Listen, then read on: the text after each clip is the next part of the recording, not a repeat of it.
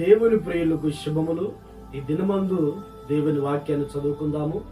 ద్వితీయోపదేశ కాండము 12వ అధ్యాయము 7వ వాక్యాన్ని మనం చదువుకున్నప్పుడు, మీరును మీ దేవుడైన యెహోవా మిమ్మును ఆశీర్వదించి మీకు కలుగు చేసిన మీ కుటుంబములను మీ దేవుడైన యెహోవా సన్నిధిని భోజనము చేసి మీ చేతి పనులన్నిటి యందు సంతోషింపవలెను. ప్రియ దేవుని బిడ్డలారా, దేవుని సన్నిధిలో మనము సంతోషించే వారముగా ఉండాలి అని దేవుడి దినమందు సెలవిస్తూ ఉన్నాడు.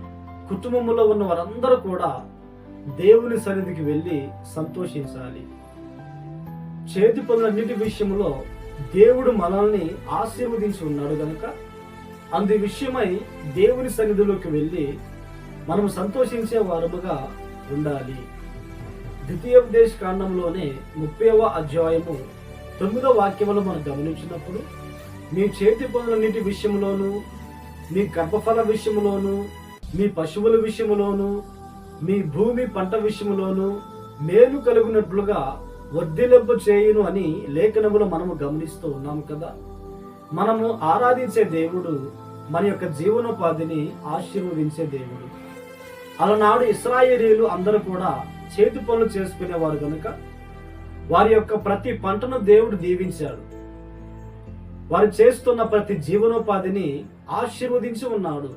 భూమిలో వేసిన పంటను ప్రతిదీ కూడా దేవుడు ఆశీర్వదించి ఉన్నాడు గనుక దేవుడు ఆశీర్వదించిన దానిని బట్టి ఇశ్రాయేలు అందరూ కూడా దేవుని సన్నిధికి వెళ్ళి సంతోషించాలని దేవుడు వారికి సెలవిస్తూ ఉన్నాడు. ఈ దినాల్లో అనేక మందికి అనేక రకాల పనులు అందుబాటులో ఉన్నాయి. కొంతమంది ఉద్యోగాలు చేసేవారు ఉన్నారు, మరి కొంతమంది వ్యాపారం చేసేవారు ఉన్నారు, ఎక్కువ మంది చేతి పనులు చేసేవారు ఉన్నారు. మెకానిక్ పని, కార్పెంటర్ పని, పెయింట్ పని, కరెంటు పని, ఇలాగున ఎన్నో పనులు చేసేవారు మనకు కనబడుతూ ఉన్నారు. కొంతమంది రైతులు వారికున్న భూమిని బట్టి, వారికున్న అవకాశాన్ని బట్టి పంట వేస్తూ ఉన్నారు.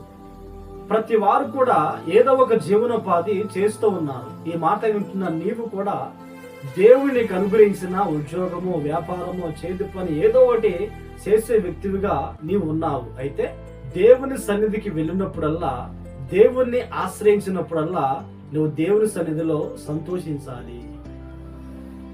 వారమంతా, నెలంతా, సంవత్సరాలన్నీ కూడా దేవుడు నీ జీవనోపాధిని ఆశీర్వదిస్తూ ఉన్నాడు కనుక ప్రతి ఆదివారం దేవుని మందిరానికి వెళుతున్న నీవు ఆయన సన్నిధిలో నువ్వు సంతోషించే వ్యక్తివిగా ఉండాలి. దేవుడు జీవనోపాధిని ఆశీర్వదించి ఉన్నాడని, దేవుని వలన సమృద్ధి పొందుతున్నావు గనుక, దేవుని వలన నువ్వు దీవెనకరముగా నీ జీవనోపాధిలో ఉన్నావు గనుక నువ్వు దేవుని సన్నిధిలో సంతోషించే వ్యక్తివిగా ఉండాలి. ఈ మాటలు వింటున్న నీవు ఎప్పుడైనా దేవుని మందిరంలోకి వెళ్ళినప్పుడు, దేవా నేను చేస్తున్న జీవనోపాధిని ఆశీర్వదించి ఉన్నావు గనుక స్తోత్రము, నా జీవనోపాధిలో, నా చేతి పనుల్లో నీవు నాకు తోడుగా ఉండి ఆశీర్వదించి ఉన్నావు గనుక నీకు స్తోత్రాలని కృతజ్ఞత కలిగి దేవుని సన్నిధిలో సంతోషించే అనుభవంలో నీవు ఉన్నావా? లేకపోతే ఇక నుంచి అయినా దేవుని మందిరంలోనికి వెళ్ళిన నీవు దేవుని ఆశీర్వదించిన దాన్ని బట్టి ఆయనకు కృతజ్ఞతాస్తుతులు చెల్లించి నువ్వు దేవుని సన్నిధిలో సంతోషించే వ్యక్తిగా ఉండాలి. అలా చేసినప్పుడు దేవుని యొక్క దృష్టి మన మీద ఉంటుంది. దేవుడు ఇంకును మనకు తోడుగా ఉంటాడు. రాబో దినాల్లో ఇంకా చేతి పనులు దేవుడు దీవిస్తాడు, సమృద్ధినిస్తాడు. అనేకుల ఎదుట సాక్షిగా దేవుడు మనల్ని నిలబెడతాడు. మనల్ని దేవుడు ఇచ్చేవారినిగా ఉంచుతాడు గాని తీసుకునే వారినిగా ఉంచడు. తలగా ఉంచుతాడే గాని తోకగా ఉంచడు. కనుక దేవుని వలన ఇంకా మనం మేలులు పొందాలి అంటే దేవుడు చేసిన మేలును బట్టి, దేవుడు ఆశీర్వదించిన దాన్ని బట్టి దేవుని మందిరములో మనము సంతోషించే వారముగా ఉందుముగాక. ప్రార్థన.